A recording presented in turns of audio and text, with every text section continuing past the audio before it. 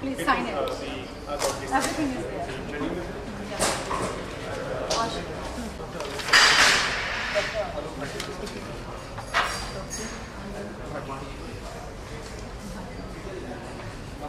हाँ बस 1 मिनट आ रही हूँ तुम इन दोनों से करो इन दोनों नाम इनका है आशुतोष साइन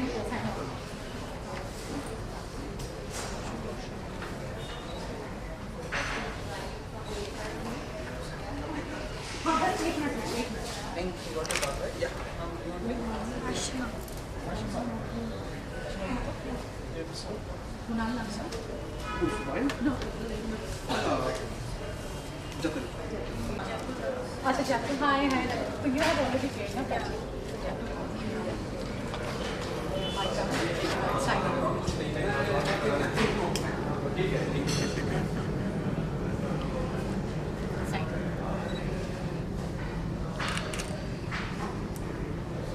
इनका बना दो ऋतु निर्माण का होगा ना रांची का निकाल दो Ranchi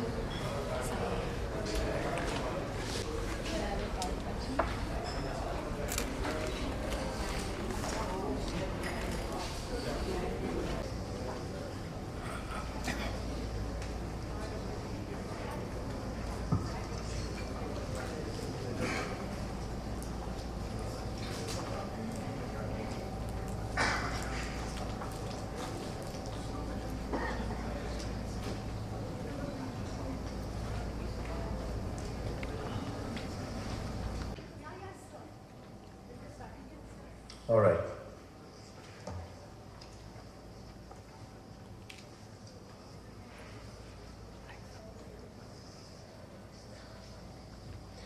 Good morning to everyone here. I, on behalf of DMS and Indus Business Academy, welcome you all for today's HR Conclave, which is suitably titled as Paradigm Shift in HR Strategies to Enhance Customer Value.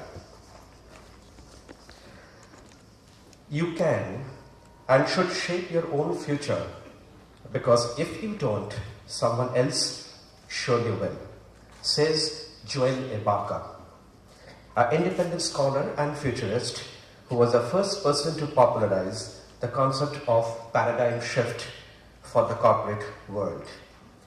Paradigm shift essentially means a radical change in underlying beliefs or theory, complex systems or organizations. Conventional HR systems and practices have over a period of time lost its edge and have become redundant in current context. Organizations today have come to realize that the way forward to have a sustainable growth in this dynamic business scenario is to bring about a radically different way of thinking or organizing. The paradigm shift in HR strategy requires HR practitioners to think out of box with strong surge for innovation, transforming the role from implementer to one of the facilitator and mentor in an inevitable necessity. In this conclave today, we intend to cover few of the key differentiators which enhance the operating efficiencies and the viability of business, thereby enhancing the customer value. Culture, structure, corporate governance, and talent management are the key differentiators which play a major role in the success of any organization. This conclave is designed to help today's working professionals to effectively deal with the challenges faced in the organizations and enhance customer value by improving leadership, effectiveness, and business performances. We have divided this entire day in a 4 session. The session 1 would be the strategic corporate sustainable, where our few distinguished speakers would be speaking on the relevant topic. Session 2 after the tea break would be the competitive advantage and employee engagement. Session 3, that is after lunch, will be innovation and creativity, breakthrough in HR practices through technology and networking. In every sessions we have series of the distinguished speakers.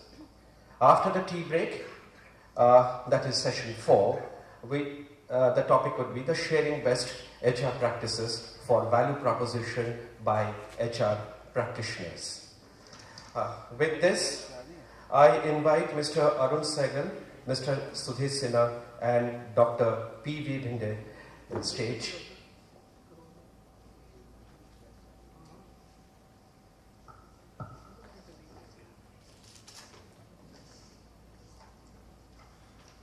Thank you, sir.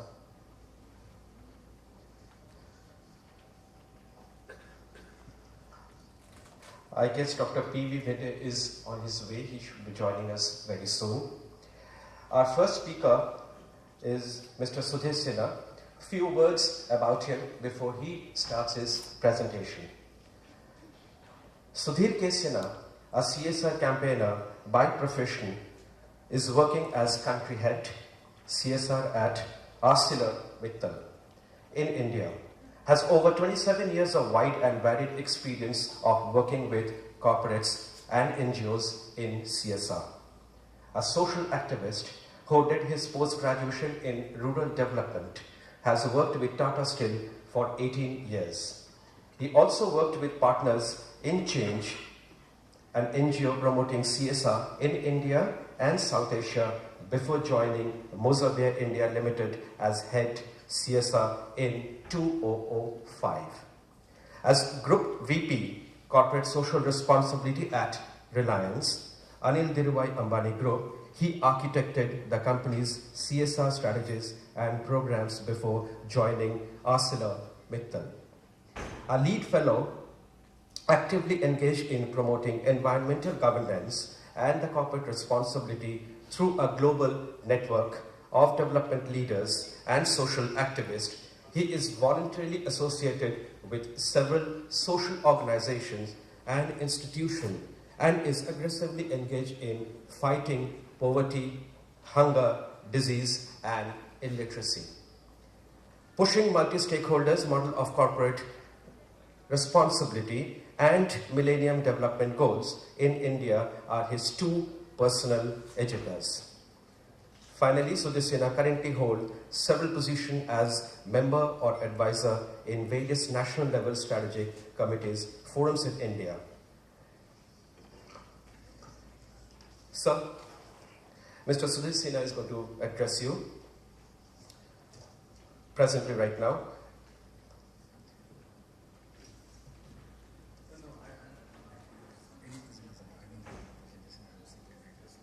You don't need the laptop. All right.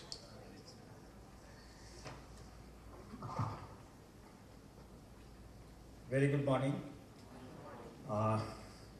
First of all, I must thank these 2 organizations for giving me this opportunity to be here this morning and speaking on a very complex subject, a difficult subject.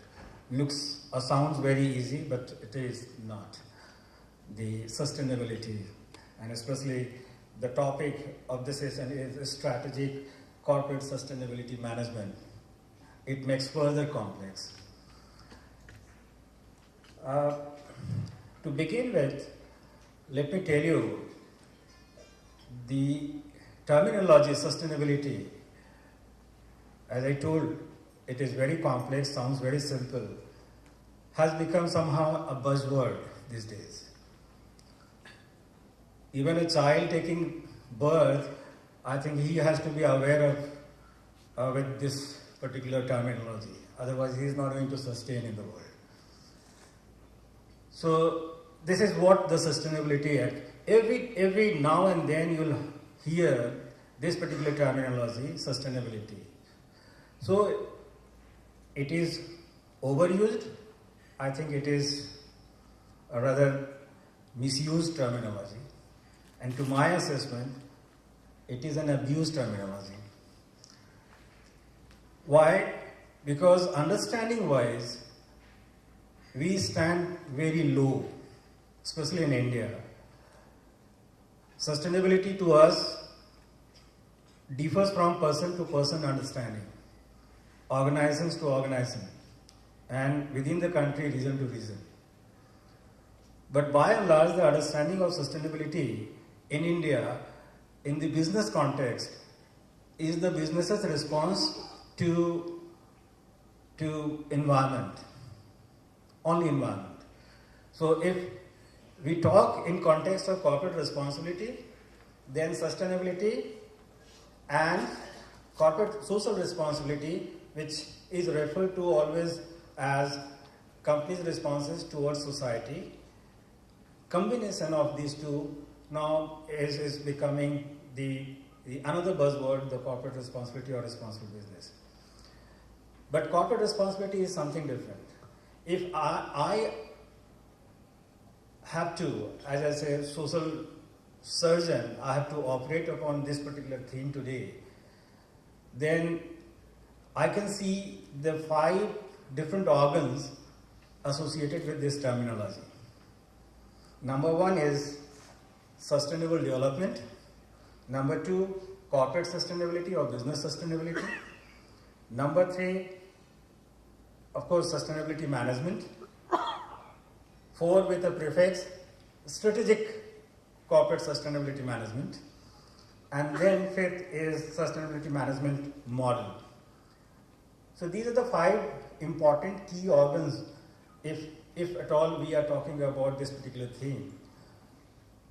There are 2 more.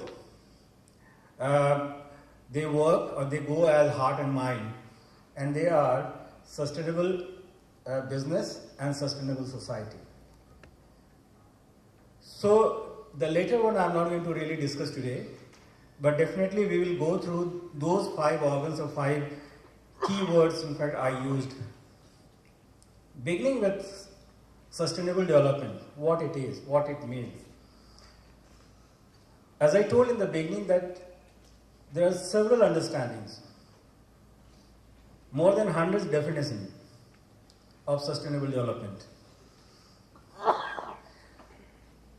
So, understanding wise, it is really very challenging to understand sustainable development as one particular theme or aspect or concept. But in 1987, the World Commission on Environment and Development, as referred to as Brundtland Commission, they define sustainable development, which by and large have been accepted, and it's very simple to understand, and that really means what it says. Development that meets the needs of the present without compromising the ability of future generations to meet their own needs. This is what is defined for sustainable development. And this aptly translates the true meaning of it, what it really means. If I have to give you an example to substantiate what this definition says, I simply tell you about, say, power requirement in India or power business in India. We have a power policy, government power policy, which says that by so and so period, in fact, we have to be power surplus. And where is this power going to be generated from? Mostly from coal-induced power plants. That requires, or today actually, according to that plan, and even today, that accounts for approximately 56% of the total commercial energy. Now, look at the resources available in India. So, coal reserve.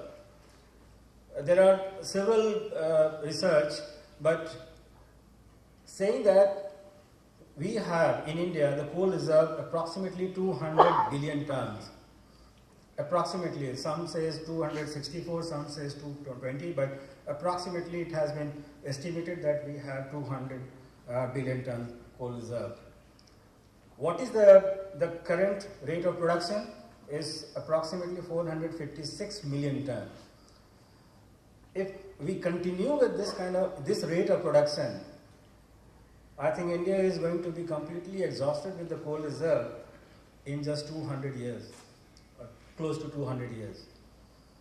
So, is it a development? Is it the right model of development? That today, in fact, our requirement is such which we are going to consume or overuse the resources, and then 200 years our future generations are going to have nothing.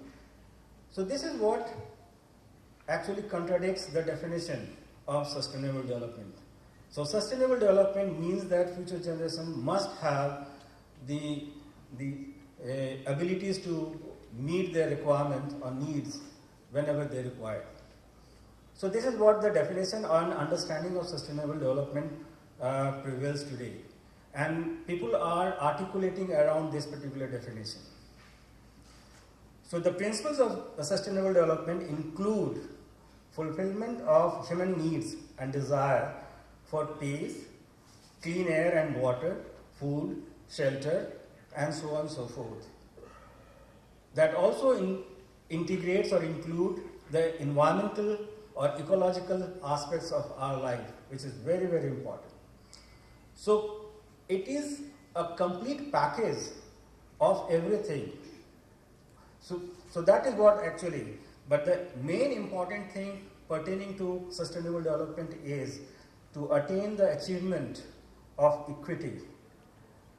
Achievement of equity, which I just narrated just a while back, that it must have the abilities for the future generations to meet their own demands and needs. So that has to be achieved. So it is a process in order to meet its objective, and the objective is the sustainability.